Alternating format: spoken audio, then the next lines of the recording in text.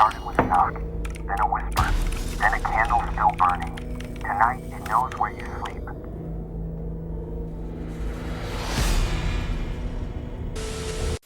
I grew up on a quiet suburban block in Ohio, one of those neighborhoods where every house looked the same, every lawn was trimmed the same, and every parent believed nothing bad could ever happen there. I used to believe that too, until the night everything changed. I was 14 when it happened, old enough to understand danger, young enough to think it wouldn't find me.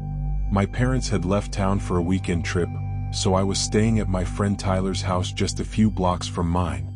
It was a cold October weekend, that kind of bone-deep chill where the air feels heavy and the nights drag on too long. The first night was normal. Pizza, video games, and mindless talking until we fell asleep. The second night, that's when I knew something was wrong on our block.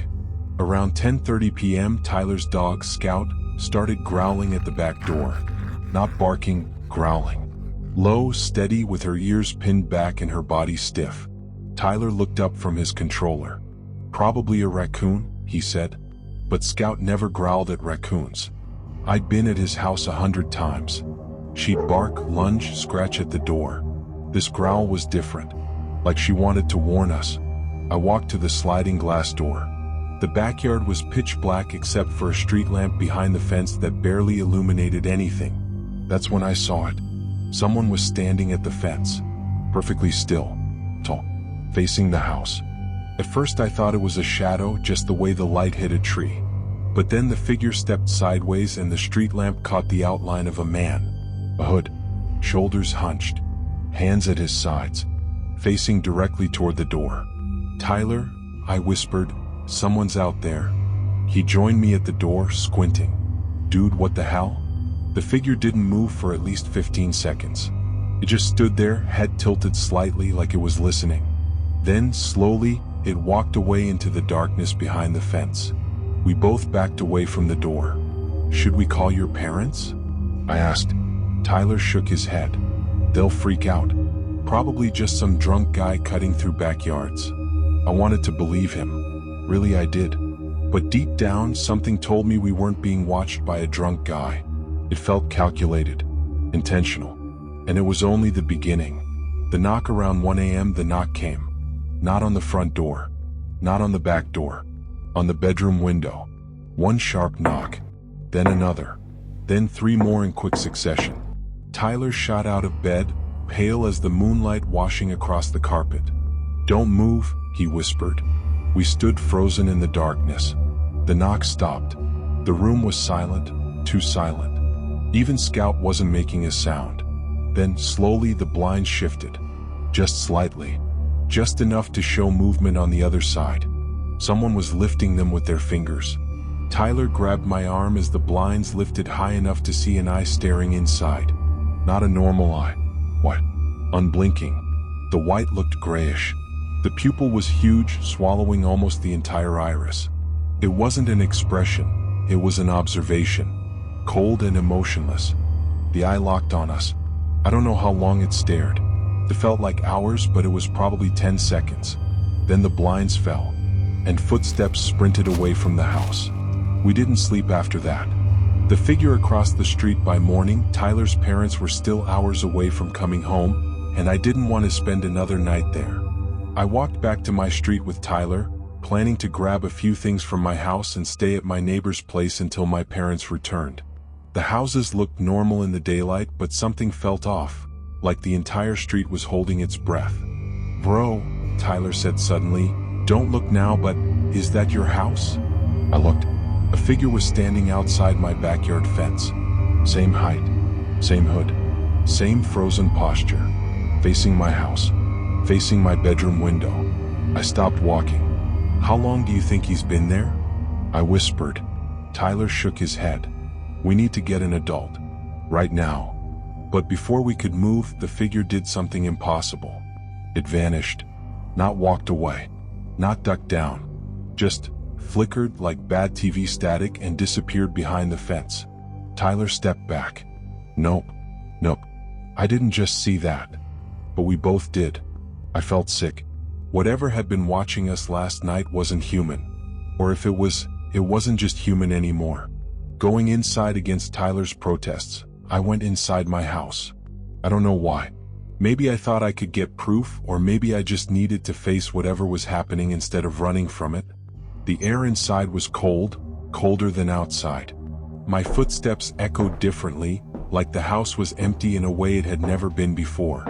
I walked down the hall to my bedroom. Nothing strange, until I saw the window. There were handprints all over the glass. Not on the outside, on the inside. Tyler whispered behind me, "Dude, we locked that before you left." He was right. I checked the lock, it was still latched. Something had been in the house. Something that didn't need to open windows or doors to get inside.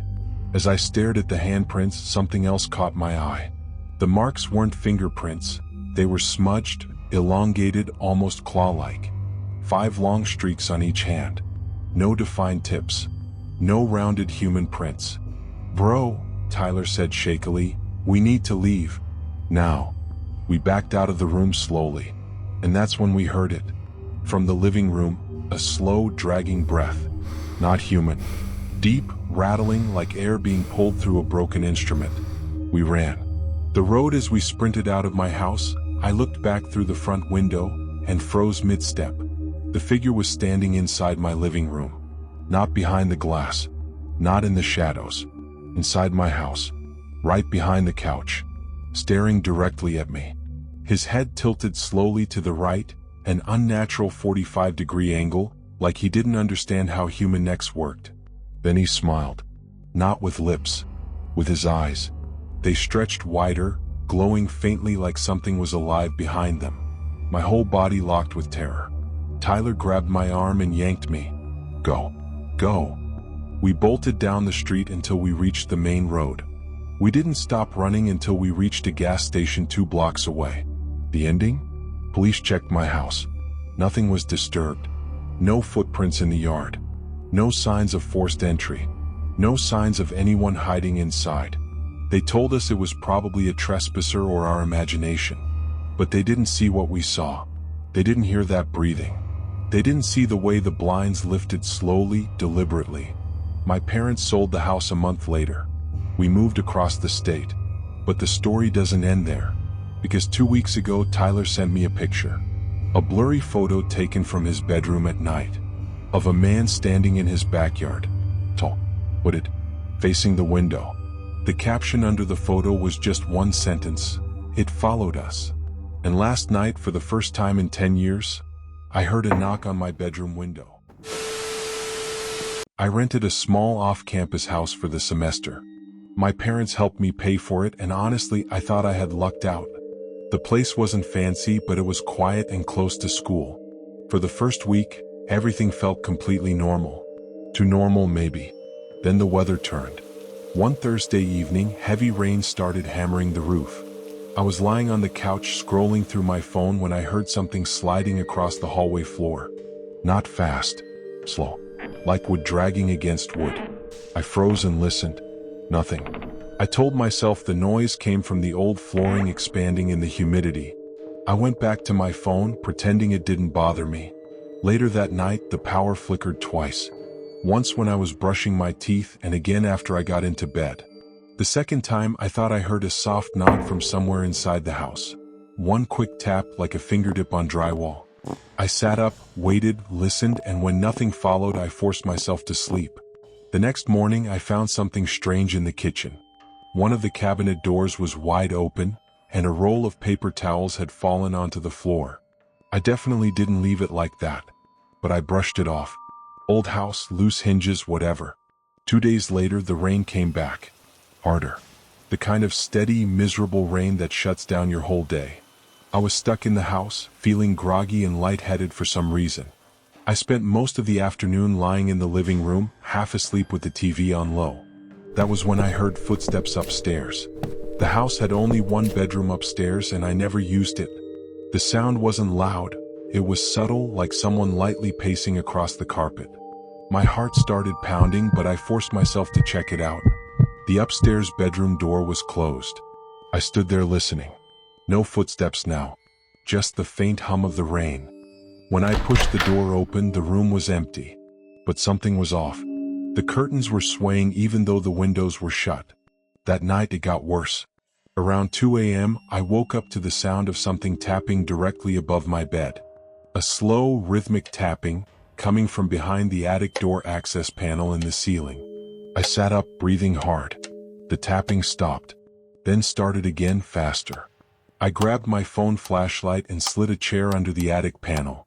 I didn't want to open it, but I also couldn't just lie there listening to whatever was on the other side. When I pushed the panel open, cold air rushed out. I lifted myself into the attic, shining my phone around.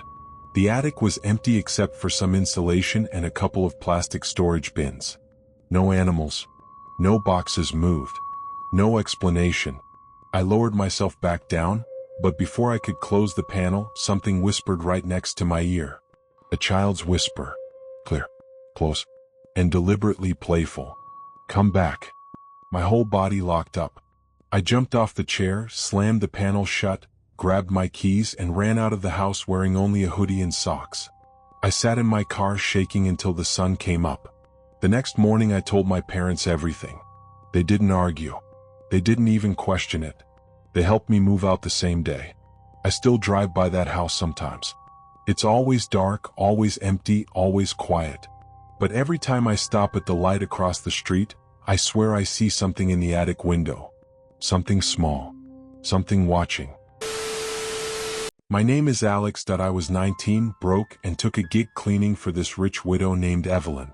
Her mansion sat on 5 wooded acres outside town, Victorian beast, all dark wood and taller shadows. She paid cash, no questions, so I ignored the vibes. Day 1, she hands me a key ring heavy as gilt, says, every room but the east wing. Blinds stay drawn. She lights the place with oil lamps like it's 1890. Floors groan like they're alive. Evelyn 78, tiny eyes like wet coal. Speaks in whispers, calls me dear, but never my name. Friday she asks me to stay over, storm coming, roads flood easy. I take the guest room, 3rd floor, window facing nothing but pines. Bed's lumpy. I scroll on my flip phone till the battery dies. House settles into total dark. 2:17 a.m., creak outside my door. Slow. Deliberate. I freeze. Knob turns a fraction, stops. Footsteps retreat upstairs. I tell myself old lady insomnia. 3:04 a.m., same creak, closer. Door opens an inch. I smell lavender and rot. I fake sleep, hard hammering. Door shuts. Silence. I wait 20 minutes, slip downstairs in socks. East wing door is cracked. First time ever. I push it. Stairwell down. No light switch works. Phone flashlight shakes in my hand.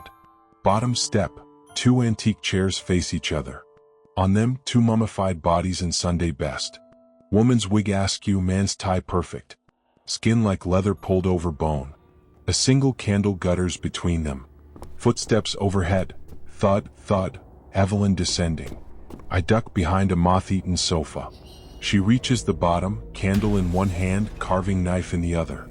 Dear, she coos to the corpses, we have company. A bolt. She shrieks. I hit the stairs 2 at a time, burst through the front door into rain. Cars parked 50 yards down the gravel. He's shit, still in the bedroom. I sprint back inside, up the main stairs. Evelyn's halfway up, knife raised, moving faster than physics allows. I grab my backpack, shove past her. She slashes air, blade kisses my sleeve. I fly down, out into the storm. Engine coughs alive.